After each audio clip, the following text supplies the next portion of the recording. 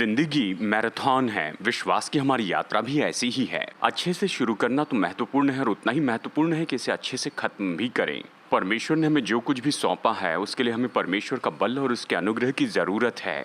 ये कुछ प्रकाशन है जिससे हम फिनिशिंग लाइन तक मजबूती से दौड़ते हुए आगे बढ़े।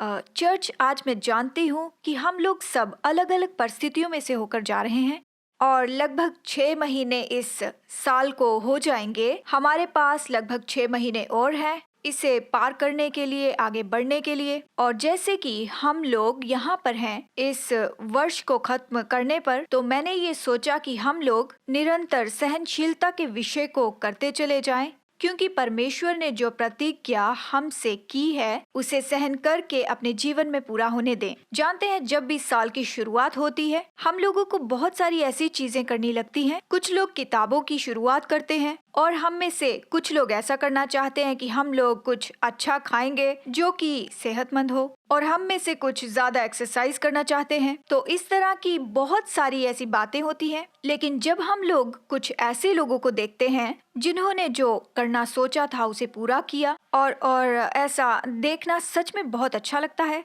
लेकिन बस कुछ स्टडीज ही बताती हैं कि केवल 8% लोग ही पूरा कर पाते हैं। तो जैसे कि हम लोग बढ़ते जा रहे हैं मजबूती के साथ इन आने वाले महीनों में, तो बस मैं ये चाहती हूँ कि हम जिस किसी भी यात्रा में हैं प्रोत्साहित हो जाएं, उसे करते हुए जिसके लिए परमेश्वर ने हमें बुलाया है। और ये हमारे लिए बहुत महत्वपूर्ण है कि हम इसे निरंतर करते चले जाएं, इसे खत्म करें, क्योंकि परमेश्वर चाहते हैं कि हम इसे खत्म करें जो कुछ भी उसने हमारे हृदय में डाला है। बस यही तो वो प्रेरणा है जो मैं आपके लिए आज लेकर आई हूँ। और जो पॉइंट्स मैं आपको बताना चाहती हूँ वो ये हैं कि इन्हें अल्फाबेट ऑर्डर्स में रखिए और इन्हें जरूर याद रखिए, क्योंकि ये बहुत मददगार साबित होती हैं और बहुत महत्वपूर्ण कुंजियां हैं हमारी इस रेस की यात्रा को पूरा करने के लिए। तो सबसे पहले जो बात मैं आपको बताना चाहती हूँ उसे खत्म करना जो हमने शुरू किया है वो है इच्छा रखना उसे पूरा करने की, पूरा करने का लक्ष्य। ये जो पूरा करने का लक्ष्य है ये तो बहुत ही ज्यादा मुश्किल हो जाता है इस पूरी यात्रा में। और जो जीवन होता है ये एक मैराथन के जैसा होता है। विश्वास का जीवन भी ऐसा ही होता है। हम में ये सहन शक्ति होनी चाहिए कि हम इस यात्रा को कर सकें ताकि उस फिनिश लाइन तक पहुंच सकें। इसलिए इब्रानियों अध्याय 12 में यहाँ पर हम पढ़ते हैं कि जीवन एक रेस की तरह है। रेस का जो यूनानी शब्द है वो है एग्ना, जिसका मतलब है कि इसमें थोड़ा सा संघर्ष है, इसमें थोड़ी सी रुकावटें हैं इस यात्रा की रेस में, इस जीवन की यात्रा में जिसे हम कर रहे हैं। और ये जो जीवन की यात्रा है इसे जल्द ही हम समझ पाएंगे कि हम लोग यहाँ पर लॉन्ग टर्म के लिए हैं, यहाँ पर थोड़े समय के लिए नहीं। और इससे हमें मौका मिलता है कि हम अच्छे से योजनाएं बनाएं और इसे अच्छे से पूरा करने के लिए इच्छा रखें। और मुझे पौलुस का एक उदाहरण यहाँ पर याद आता है। प्रेरित पौलुस ने, जी हाँ, अपने जीवन को यीशु के जीवन के जैसा बनाया। यीशु ने उस मिशन को पूरा किया था जिसके लिए परमेश्वर ने उसे इस धरती पर भेजा था, और यीशु ने घोषणा की पूरा हुआ। और इसी तरह से पौलुस उसके जीवन को देखें, उसकी सेवकाई को देखें, वो पूरा करने की इच्छा रखता है और उसे उसने पूरा भी किया। प्रेरितों 20:24वां वचन कहता है, ये यहाँ इस तरह से बताता है,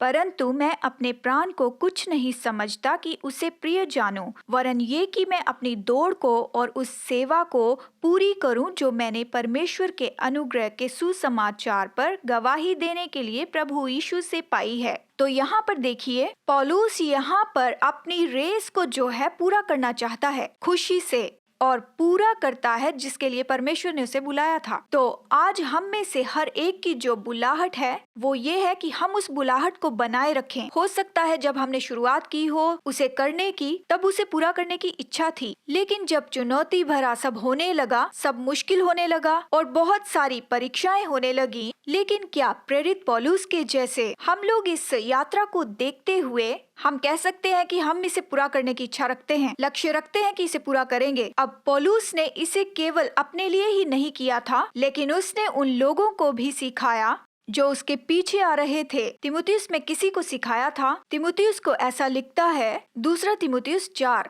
वचन 7 और 8 पौलुस कहता है, मैं अच्छी कुश्ती लड़ चुका हूँ, मैंने अपनी दौड़ पूरी कर ली है, मैंने विश्वास की रखवाली की है, भविष्य में मेरे लिए धर्म का मुकुट रखा हुआ है, जिसे प्रभु जो धर्मी और न्यायी है मुझे उस दिन देगा, और उनको भी जो उसके प्रकट होने को प्रिय जानते हैं। तो पौलुस यहाँ पर तीमुथियुस में भी यही सिखाता है कि उस यात्रा को पूरा करे जो परमेश्वर ने उसे दी है। तो आज मैं ये चाहती हूँ कि इस इच्छा को बनाए रखें कि इसे पूरा कर सकें, पूरा करने की इस इच्छा को खो ना दें, लक्ष्य रखें कि पूरा कर पाएं। लेकिन कैसे हम लोग इस इच्छा को बनाए रख सकते हैं पूरा करने के लिए? जब हम पूरी तरह से इस पूरी यात्रा पर अपनी आंखों को लगाकर फिनिश लाइन को पूरा करें और अपने आप को दौड़ के लिए तैयार रखें ताकि उस मंजिल तक पहुंच पाएं। तो जो पहली बात है वो है तैयारी। इसीलिए मैं कहती हूँ कि हम लोगों को सच में उस गिनती को गिनना है ताकि फिनिश लाइन तक पहुंच पाएं। और यहाँ पर यीशु ने सिखाया, लूका 14 में यीशु यहाँ पर कहते हैं, तुम में से ऐसा कौन है जो गढ़ बनाना चाहता हो और पहले बैठकर खर्च ना जोड़े? तो लिखा है, पहले बैठकर खर्च ना जोड़े कि इसे पूरा करने की सामर्थ मुझ में है या नहीं। और मैं विश्वास करती हूँ कि ये सही है। परमेश्वर ने हमें जिसके लिए भी बुलाया है उसके खत्म होने के पहले ही हमें शुरुआत में सोचना है, इसलिए उसके खर्चे के बारे में सोचना है और साथ में जो कुछ भी चाहिए उसके लिए भी सोचना है ताकि हम लोग इस रेस को खत्म कर सकें। और दूसरी बात जो हमारे लिए है कि इच्छा और लक्ष्य बनाए रखे उसे पूरा करने के लिए। ये सब कुछ हमारे लिए इसीलिए है ताकि जितने भी अलग अलग लक्ष्य परमेश्वर ने हमें दिए हैं, इसीलिए तो बाइबल हमें कहती है कि जो कुछ भी हम लोग करते हैं हमारा लक्ष्य होना चाहिए कि हम उससे अच्छे से कर पाएं आत्मिक लक्ष्यों में। और इसके साथ ही पौलुस तीमुथियुस को कुछ ऐसा लिखता है, पहला तीमुथियुस अध्याय 4 वचन 8, वो उसे कहता है, क्योंकि देह की साधना से कम लाभ होता है पर भक्ति सब बातों के लिए लाभदायक होती है। तो देखिए, आत्मिक बातों की कीमत जाने, आत्मिक लक्ष्यों की कीमत जाने बाकी सब लक्ष्यों से बढ़कर। और हाँ, ये भी कि मंजिल जरूर प्राप्त करनी चाहिए क्योंकि परमेश्वर चाहते हैं कि हम इस यात्रा का आनंद लें, क्योंकि परमेश्वर हमारे जीवन में काम करते रहते हैं उस यात्रा के द्वारा। और परमेश्वर हमें बदलते हैं, वो हमें ऐसा बनाता है जैसा वो चाहता है, जिस प्रकार के लोग वो चाहता है। ऐसे कई सारे वचन हैं जो बताते हैं और ऐसे काम हैं जिनमें से हम लोग होकर गुजरते हैं, परमेश्वर के साथ चलते हैं जब हम परमेश्वर की बुलाहट का पालन करते हैं। और यहाँ तक कि याकूब 1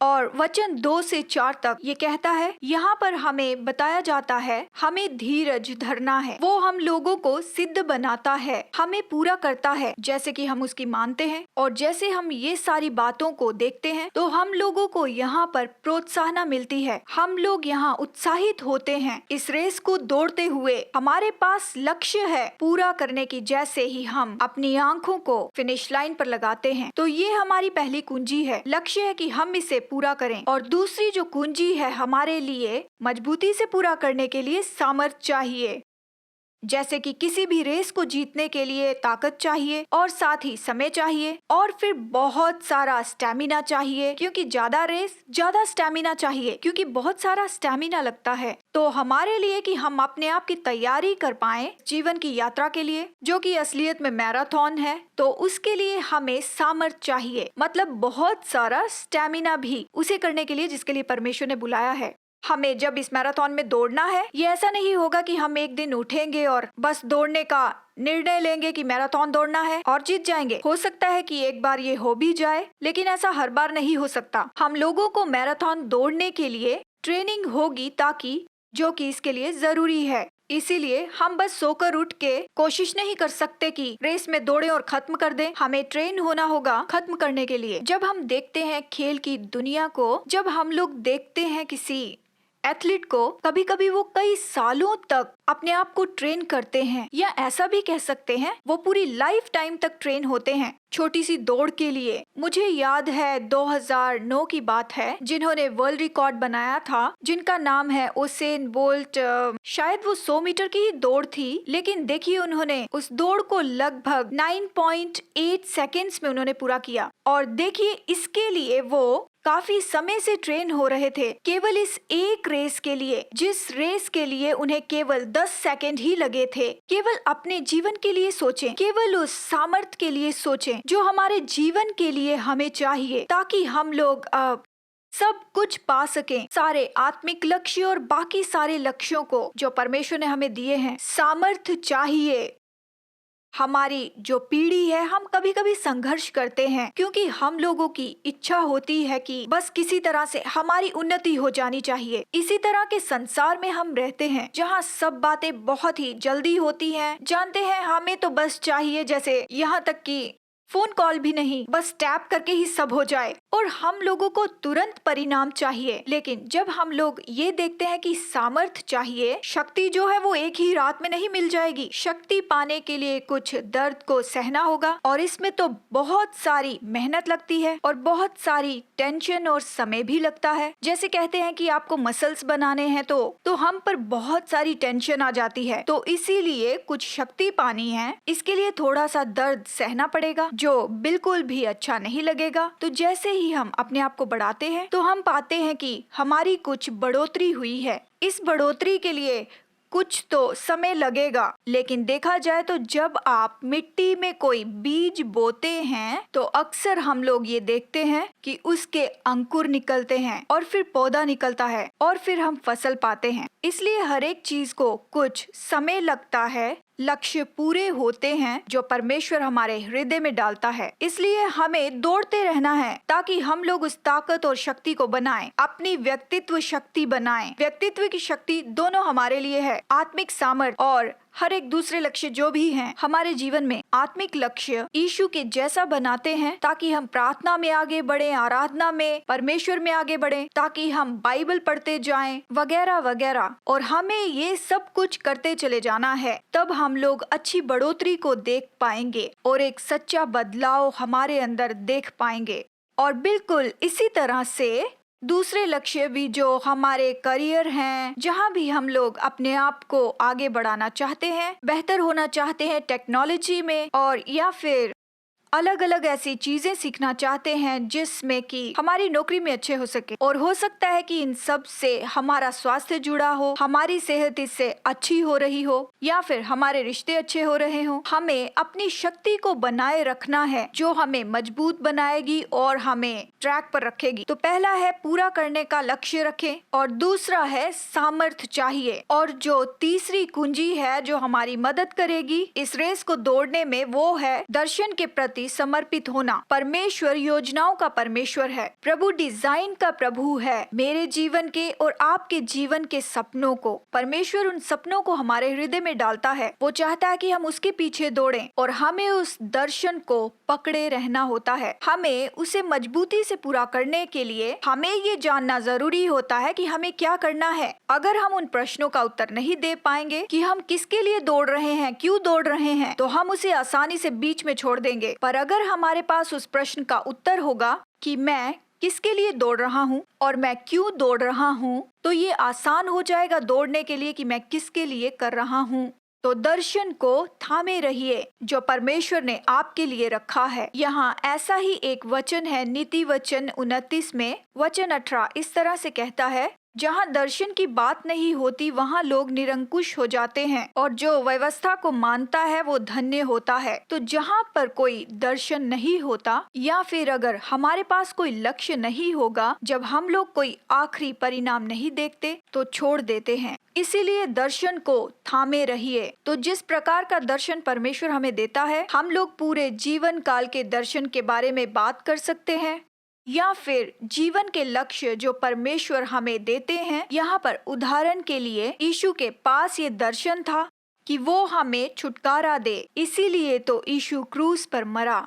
अगर हम पौलुस के जीवन को देखें कि वो एकदम से बदल गया, जब दमिश्क के मार्ग पर ही परमेश्वर ने उसके जीवन के लिए उसे दर्शन दिया और कहा कि तू लोगों के लिए प्रेरित होगा, तो पौलुस उस जीवन के दर्शन को पूरा करने में लग गया। अब जीवन का दर्शन पूरा करने के लिए इसके लिए पूरा जीवन लगने वाला है। तो इसी तरह परमेश्वर भी हमारे हृदय में इसे डालता है जो हमें अलग अलग समयों में करने होते हैं हमारे जीवन में। अब कुछ अच्छे उदाहरण हो सकते हैं सुलेमान के। अब सुलेमान के पास ये दर्शन था कि वो मंदिर का निर्माण करे। इसी तरह से जब हम जरुब्बाबिल को देखें तो उसके पास भी ये दर्शन था कि वो निर्माण करे उस ढह चुके मंदिर का। परमेश्वर ने लोगों को अलग अलग काम दिए थे उनके जीवन के हर एक काल में। जब वो खत्म होता था तो परमेश्वर उन्हें दूसरे काम देता था। हम कहते हैं हमें पता है कि हमें क्या करना है, लेकिन मैं खास करके इस काम के लिए बहुत संघर्ष कर रहा हूँ जो परमेश्वर ने मुझे दिया है मेरे इस जीवन के समय में।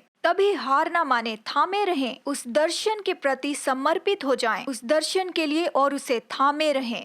अब हम में से कई सारे ऐसे लोग हैं जो परमेश्वर की प्रतिज्ञा के लिए इंतजार करते हैं। जरूरी नहीं कि वो इन लक्ष्यों के लिए बुलाए गए हैं, लेकिन हम में से कई सारे परमेश्वर के चमत्कार को अपने बिजनेस में देखना चाहते हैं और हम इंतजार में हैं कि परमेश्वर हमारे किसी रिश्तेदार के शरीर में चंगाई दे। लेकिन उन प्रतिज्ञाओं के साथ खड़े रहना, ये हमें वो भी दर्शन देता है जो परमेश्वर की महिमा दिखाता है, जिसके लिए हम इंतजार में हैं प्रभु के सामर्थी काम को देखने के लिए। तो चाहे जो कुछ भी है, चाहे वो कोई भी दर्शन हो या कोई भी सपना हो, इसे थामे रहें, अपने आप को समर्पित करें। मुझे याद है इब्रानियों 11:13 में यहाँ पर ये विश्वास की दशा को बता रहा है। कुछ लोगों ने पाया उनके पूरे जीवन में प्रतिज्ञा पूरी हुई है और कुछ ऐसे भी लोग थे जिन्होंने मृत्यु को चख लिया उन चीजों को देखकर जो परमेश्वर ने उनके जीवन में दिखाई थी उनके पूरे जीवन में। लेकिन एक बात जो उन्होंने की कि उन्होंने दूर से ही दर्शन देखा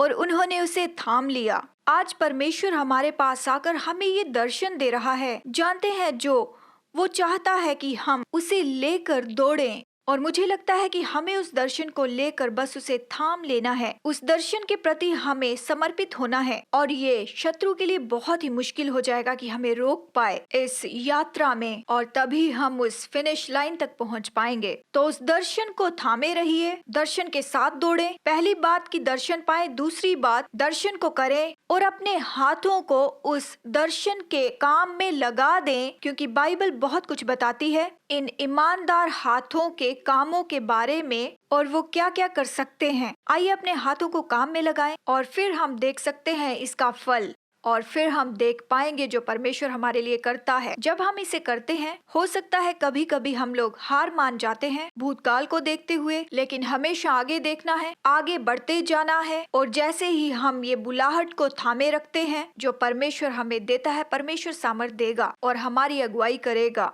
अब हम चौथे पॉइंट को देखेंगे। जैसे कि पहले हमने कुछ बातें देखी, लक्ष्य पूरा करना, सामर्थ्य को बनाना, दर्शन के प्रति समर्पित होना, और अब हम बात करेंगे स्थिरता को बढ़ाना। तो हमारे जीवन में हम जो कुछ भी अपने जीवन में बनना चाहते हैं उसे छोड़ देते हैं, या जो कुछ हम लोग करते आते हैं, तो ये जो स्थिरता है ये कुंजी होती है इस रेस में बने रहने की। स्थिरता क्या होती है? देखा जाए तो स्थिरता एक समर्पण है लंबे समय के लक्ष्यों की, और इसका मतलब ये होता है कि हम आज्ञाकारी हैं। हम लंबे समय की आज्ञाकारिता कर रहे हैं जो एक तरफ जाती है, हम उसे करते जाते हैं जो परमेश्वर चाहता है। तो मैं यहाँ दाऊद के बारे में बताना चाहती हूँ। हम लोग गीत गाते हैं कि दाऊद एक योद्धा था, उसने बहुत से युद्ध जीते थे, और हम गाते हैं दाऊद के बारे में कि उसने दानव गोलियत को मार गिराया था। जानते हैं दाऊद की नम्रता से शुरुआत हुई थी,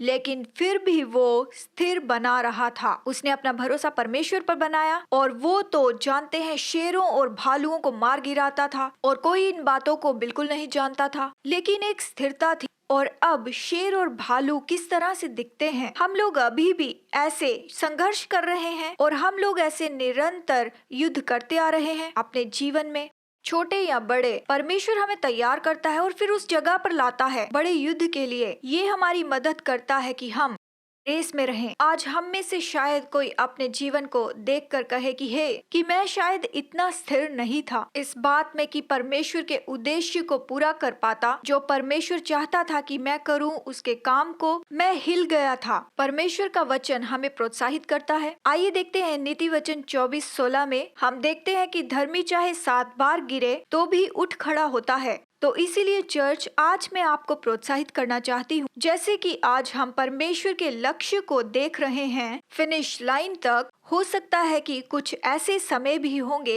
जहाँ पर हम लोगों ने अपने आप को कांपते हुए पाया, लेकिन परमेश्वर दया करने वाला है और ये परमेश्वर की आवाज हमसे बात करती है कि उठ खड़े हो जाओ और वापस लौटो, अपने आप को फिर से उस जगह पर लाओ और उस फिनिश लाइन तक दौड़ते चले जाओ और उस स्थिरता को फिर से बनाओ जिसके लिए परमेश्वर ने हमें बुलाया है करने के लिए। तो आइए इस स्थिरता को बनाते चले जाएं। कई बार स्थिरता को बनाने के लिए शुरुआत होती है छोटी छोटी चीजों से, लेकिन जानते हैं हम छोटी छोटी शुरुआत से हार ना मान बैठे। बाइबल हमें बहुत कुछ बताती है छोटी छोटी शुरुआत के बारे में कि दिन बर्बाद ना करें, कि जो थोड़े में ईमानदार होता है वो बड़ी चीजों में भी ईमानदार होगा। और हमें निरंतर, चाहे हम छोटी सी शुरुआत को देख रहे हैं, ये जानते हुए कि सही समय पर हम उस बदलाव को जरूर देखेंगे जो हमें चाहिए। परमेश्वर अगुवाई करेगा। धीरे धीरे जो बढ़ोतरी होती है उसे भी बढ़ोतरी कहा जाता है। कभी हार न माने, स्थिरता बनाए रखें,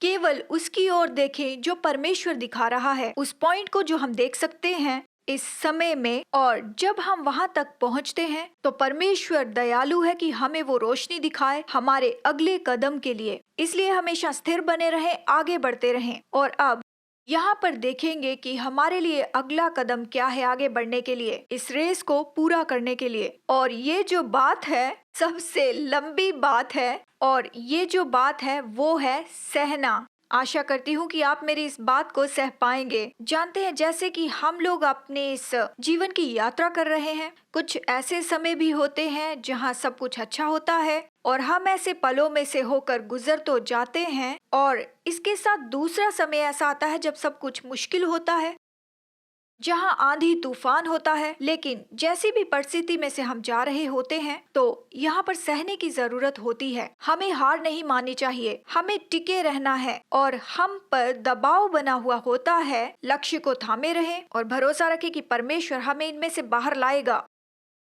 और सब कुछ फलवंत बनेगा। इसके लिए समय लगेगा और एक और बार यहाँ पर सहने की जरूरत है। जब हम टिके रहेंगे तभी हम फिनिश लाइन को पूरा कर पाएंगे। अब इसे छोड़ देना ये बहुत ही आसान होता है। हम में से शायद कुछ छोड़ना चाहते हो जब हम मुश्किलों में से होकर जा रहे होते हैं और हमारी कई बार परीक्षाएं होती हैं और हम कह सकते हैं कि मैं इसे और नहीं कर सकता। छोड़ देना नुकसान ला सकता है, लेकिन केवल हम लोग एक और कदम के लिए सह लेंगे तो हम लोग उस प्रतिफल के पास आ जाएंगे, क्योंकि दूसरी तरफ प्रतिफल को रखा हुआ है उस फिनिश लाइन का। इसलिए हार ना माने, क्योंकि प्रतिफल है उसे पूरा करने का। इसलिए उस प्राइज को ना जाने दें हार मानने के द्वारा, केवल टिके रहें।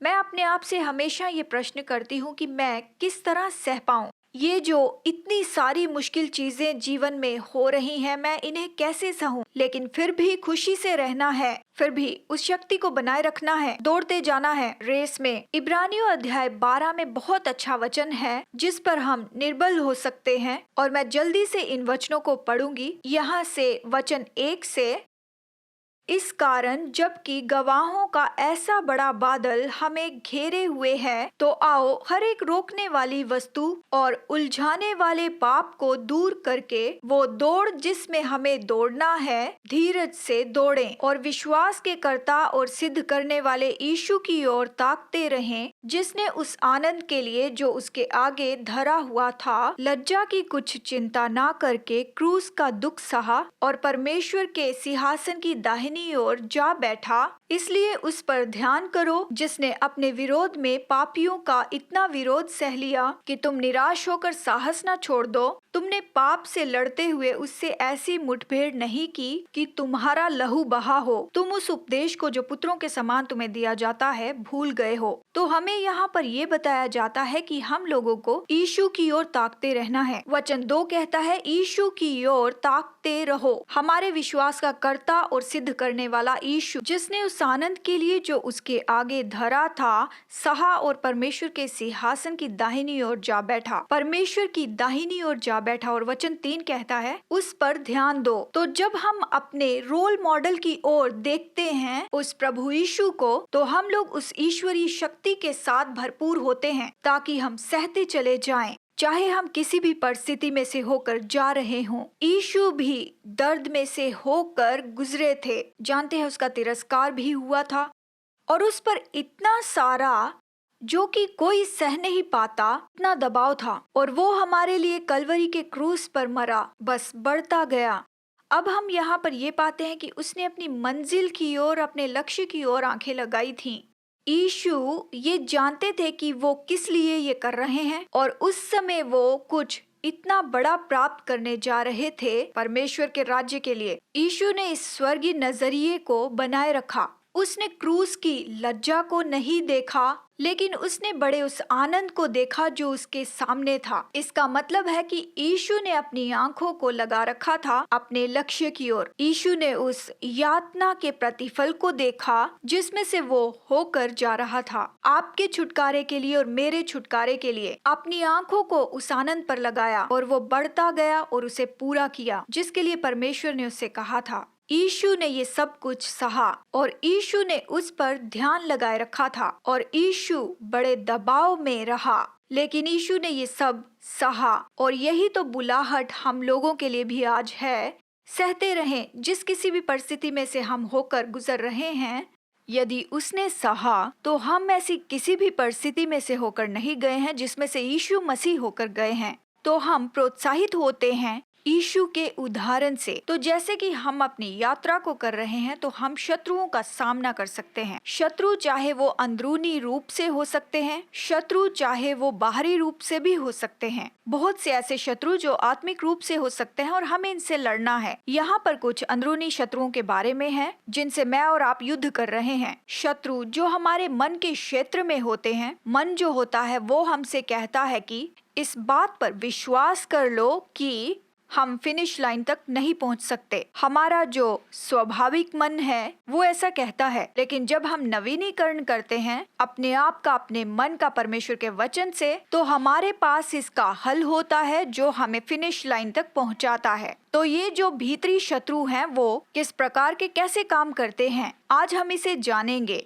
कभी कभी हम अपने आप में अयोग्यता का अनुभव करते हैं जहाँ पर हमें ऐसा लगता है हालांकि परमेश्वर ने हमें इसके लिए बुलाया है, लेकिन हम अयोग्य हैं इसे करने में। लेकिन सच्चाई तो ये है जब परमेश्वर हमें बुलाते हैं तो हमेशा हमें वो सामर्थ्य देते हैं। बुलाहट परमेश्वर के अनुग्रह से आती है कि दौड़ें और पूरा करें जिसके लिए परमेश्वर ने हमें बुलाया है। हम लोग युद्ध कर सकते हैं ऐसा महसूस करके कि हम अयोग्य हैं। कहीं ना कहीं ऐसा डर हो सकता है जहाँ पर हम दूसरों को अच्छा करते हुए देखते हैं और हम लोग बिल्कुल भी वैसा नहीं कर पा रहे हों, और हम बस इसे बीच में ही छोड़ देना चाहते हैं क्योंकि हम उतना अच्छा नहीं कर पा रहे जितना दूसरे कर पा रहे हों, और ये डर की आत्मा हमें कहीं ना कहीं रोक रही है।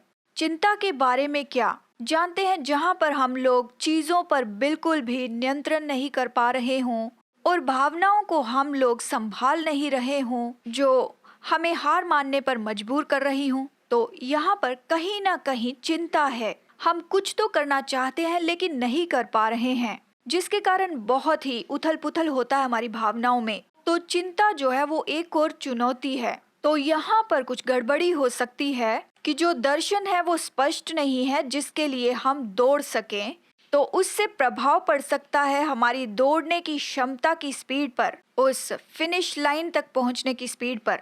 तो फिर निश्चित रूप में हम कमजोर पड़ते हैं और हमें थकान हो सकती है। ये बदसूरत सा शत्रु जैसा लग सकता है, और एक बहुत लंबी दौड़ लगाने के बाद खतरा जो है वो बहुत ही करीब है फिनिश लाइन के। परमेश्वर ने हमें जिसके लिए बुलाया है वो बहुत पास है, और उस समय हार मान लेना बस थकान के कारण और उदास होकर, कमजोर होकर, थकान के कारण और उदास होकर हम शायद इसके कारण हार मान सकते हैं। तो हमें जान लेना होगा इस कमजोर बनाने वाली आत्मा को, और इसके साथ ही असफल होने का डर। हम परमेश्वर के वचन से अपने मन का नवीनीकरण नहीं कर पाते हैं कि मसीह में हम क्या हैं। शैतान हमें उलझाता है हमारी भूतकाल की घटनाओं से, असफलताओं से, और हम परमेश्वर के साथ आगे नहीं बढ़ पाते। तो असफलता का डर और भूतकाल की यादें हमें रोक सकती हैं, और कुछ ऐसे आकर्षण हो सकते हैं जो बीच में आ सकते हैं, और इसके साथ ही हमारा हृदय जो क्षमा नहीं करता, जिससे हम लोग परमेश्वर के साथ आगे नहीं बढ़ सकते, और कुछ शरीर की जो कमजोरियां हैं उनके कारण। अब हमारी जो शारीरिक कमजोरियां हैं वो है हमारी इच्छाएं जो परमेश्वर को पसंद नहीं आती, जो हम करना चाहते हैं। ये सारी बातें इब्रानी में इन्हें बताया गया है कि हमें कुछ ऐसी बातों को पीछे रखना होता है और अनुशासन के साथ आगे बढ़ना है। बस अनुशासन की कमी के कारण हम पीछे रह जाते हैं। तो यही वो भीतरी शत्रु हैं जिनका हम सामना करते हैं। तो हमें इन्हें पहचान लेना है और इनसे लड़ना है। और इसके साथ ही हम जानेंगे बाहरी शत्रुओं के बारे में। बाइबल कहती है कि हम लोग परीक्षाओं में से जाते हैं, परेशानियों में से और परखे जाते हैं। जैसे कि हम लोग ये जीवन की यात्रा करते हैं तो जो कुछ भी हमारे सामने आता है उसका हमें डट कर सामना करना चाहिए। तो ज्ञान जो है वो हमें परमेश्वर के वचन से मिलता है। परमेश्वर के वचन से ही हम परमेश्वर की आवाज सुनेंगे कि हमें क्या करना है और क्या नहीं करना है। तो जब हम जानते हैं कि जिस परिस्थिति में से हम होकर जा रहे हैं उसे हमें सहना होगा, इस यात्रा में बने रहना होगा, क्योंकि इस यात्रा के अंत में हमें प्रतिफल मिलेगा। और एक बहुत ही अच्छा उदाहरण है जो कि यात्रा में से होकर गुजर रहा था। तो बाहरी शत्रुओं से जब सामना हुआ, ये नहेम्याह था। जानते हैं, नहेम्याह ने जब दीवार बनाई, उस टूटी हुई दीवार को, और वहाँ पर कुछ ऐसे लोग थे जो उसके विरुद्ध खड़े हुए। नहेम्याह को बहुत जल्द पता चल चुका था कि उसे अपनी व्यक्तिगत शक्ति को बनाए रखना होगा और उसके आसपास लोग रहने चाहिए जो उसके साथ वहाँ पर सेवा में थे, और उसे ये रेस को पूरा करना था जिसे परमेश्वर चाहते थे कि वो जीते और आगे बढ़े प्रार्थना के साथ और प्रोत्साहन के साथ, और सबको एक साथ लेकर चले। और वो लोगों को इकट्ठा करता है और उस दीवार को बनाता है लगभग 52 दिनों में। नहेम्याह का एक बहुत अच्छा उदाहरण है जो बाहरी शत्रुओं का सामना करता है और जिसके लिए परमेश्वर ने उसे बुलाया था उसे उसने पूरा किया। हम अपने शत्रुओं का सामना करते हैं, उनसे लड़ाई करते हैं, चाहे वो भीतरी हो या बाहरी शत्रु हो, और हम लोग उस फिनिश लाइन तक पहुंच सकते हैं चाहे हम लोग किसी भी तरह के शत्रुओं का सामना कर रहे हो। और हमें सीखते रहना है और आगे बढ़ते जाना है, क्योंकि हम जानते हैं कि जब हम इसे पूरा करेंगे तो प्रतिफल मिलेगा। सहने के बाद हमेशा प्रतिफल मिलता है। और ऐसे बहुत से वचन हैं जो हमें प्रोत्साहित करते हैं कि हम प्रतिफल के लिए इसे पूरा कर सकें। जिस पर विपत्ति आई उसने उसे सहा, और जिसने उसे अंत तक सहा वो उद्धार पाएगा, और जो बना रहेगा वो फलवंत होगा। जब हम बिना थके उसे बोते हैं तो उसे काटेंगे। जो जीत पाता है उसे मुकुट भी मिलेगा। और तब हम इसे सुनेंगे जब स्वामी कहेगा, धन्य है तू मेरे विश्वास योग्य दास। तो पूरा करने के बाद प्रतिफल मिलता है। तो आइए उसमें इसी तरह हम बने रहें। जहाँ भी हमें सहने की जरूरत है हम सहें और हम लोग प्रतिफल पाएंगे प्रभु से। तो इस पॉइंट को सुनने के लिए, सहने के लिए धन्यवाद। तो अगला जो कदम है वो है दृढ़ और स्थिर बने रहना। जानते हैं, उस लड़ाई में दृढ़ता से खड़े रहकर उस रेस में दौड़ने के बाद जानते हैं हमें क्या करने की जरूरत है कि हम थोड़ी देर और खड़े रहें, बस थोड़ा सा और दौड़ें, क्योंकि ये यात्रा शायद हो सकती है कि और ज्यादा लंबी हो, लेकिन दृढ़ रहें और स्थिर बने रहें। तो देखिए, यहाँ पर मुझे याद आता है कि वचन इब्रानियों में से अध्याय 6 वचन 12, ताकि तुम आलसी ना हो जाओ, वरन उनका अनुकरण करो जो विश्वास और धीरज के द्वारा उन प्रतिज्ञाओं के वारिस होते हैं। तो यहाँ पर हमें विश्वास को काम पर लाना है और धीरज को। अब विश्वास से याद आता है इब्राहिम जो था, जिसने लगभग परमेश्वर ने जो प्रतिज्ञा की थी 25 साल में उसे पूरा किया। और हमें याद है कालेब का, जिससे ये प्रतिज्ञा मिली जब वो छोटा ही था और 80 वर्षों तक वो उस प्रतिज्ञा में बना रहा, और उसने कहा कि मुझे मेरा पहाड़ दे दो।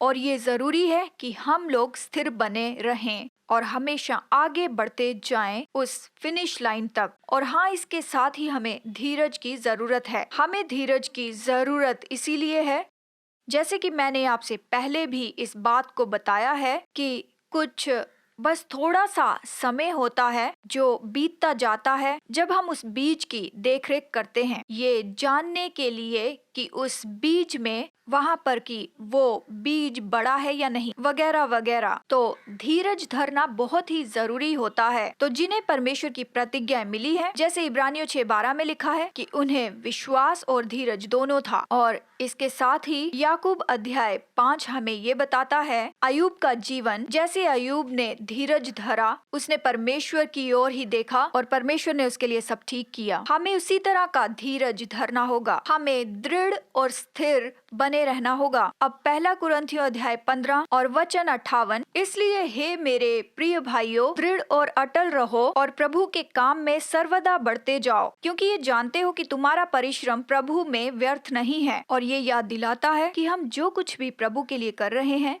प्रोत्साहित हो जाएं, आपका परिश्रम व्यर्थ नहीं होगा।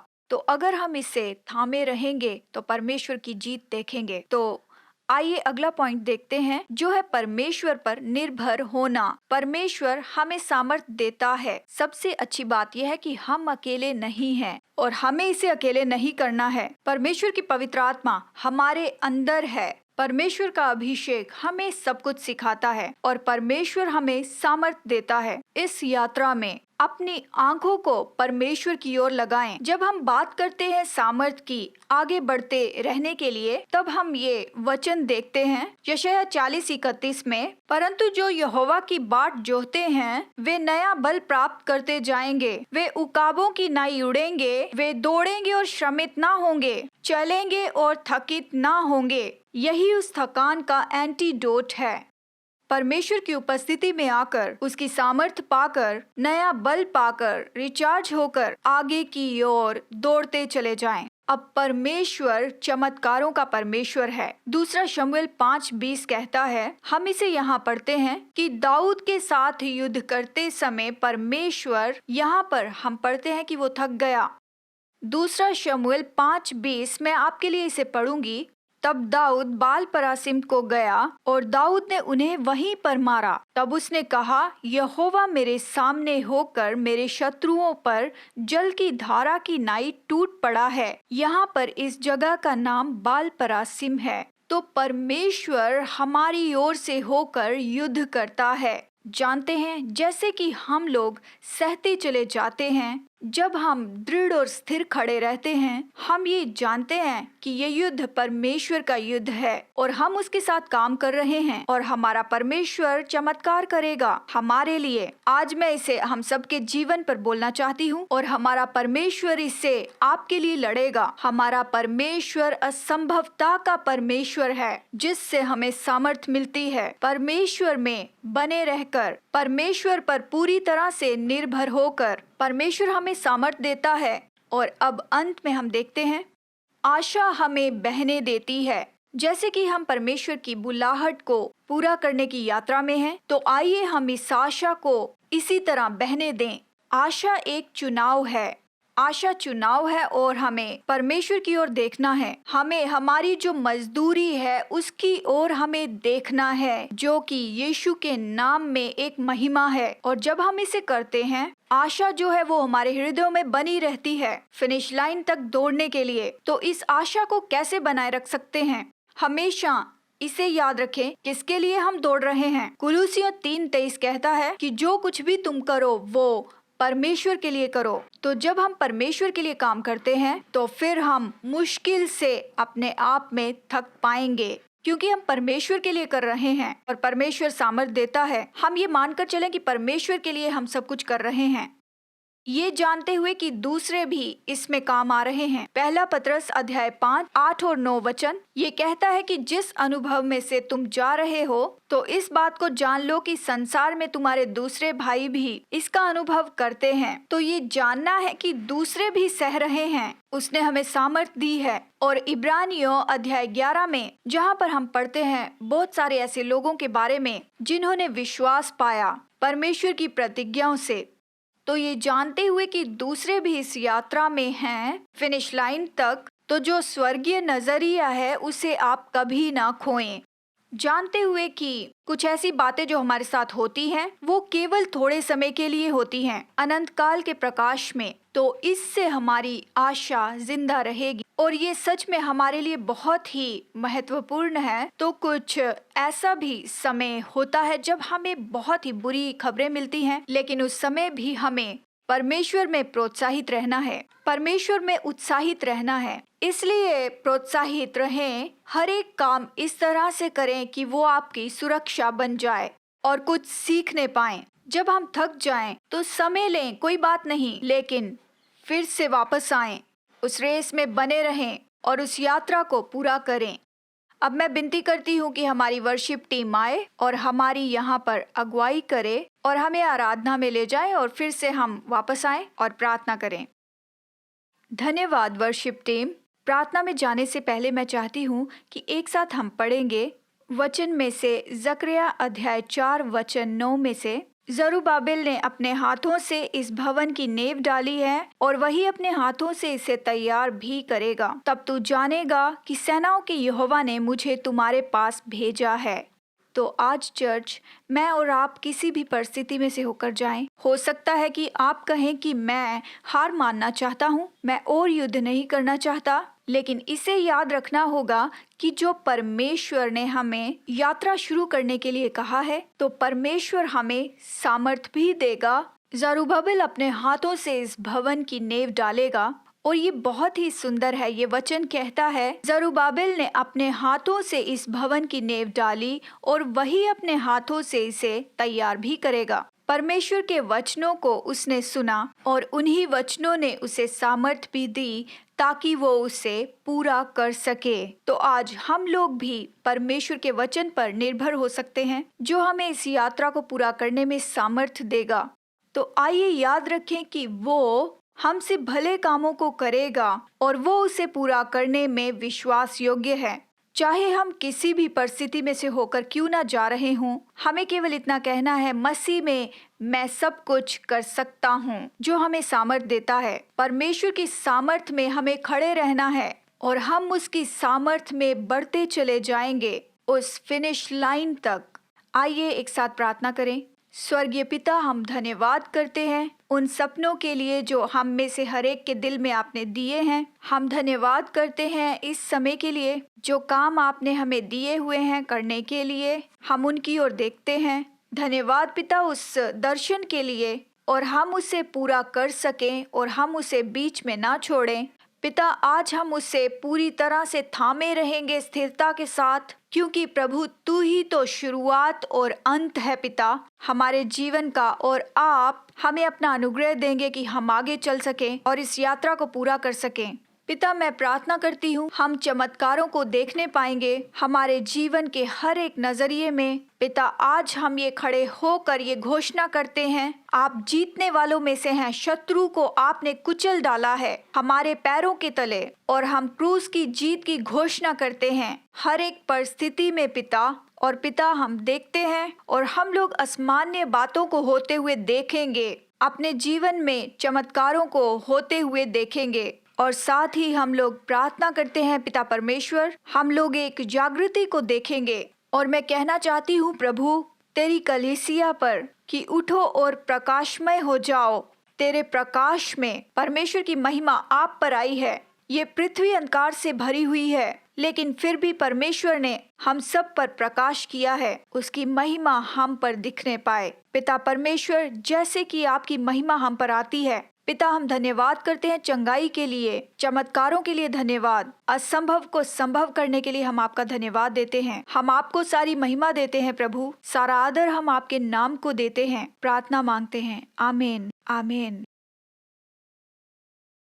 बहुत बहुत धन्यवाद चर्च हमारे साथ इस यात्रा में बने रहने के लिए, और हम आपके लिए प्रार्थना करेंगे कि आप बड़े बड़े चमत्कारों को देखेंगे। हम सब पूरा करेंगे, मजबूती से पूरा करेंगे। तो इस असाइनमेंट के साथ बने रहिए और परमेश्वर के दर्शन के साथ विश्वास रखिए, मजबूती से आगे बढ़ें और इसे पूरा करें। प्रभु आपको आशीष दे। आपका अच्छा समय हो।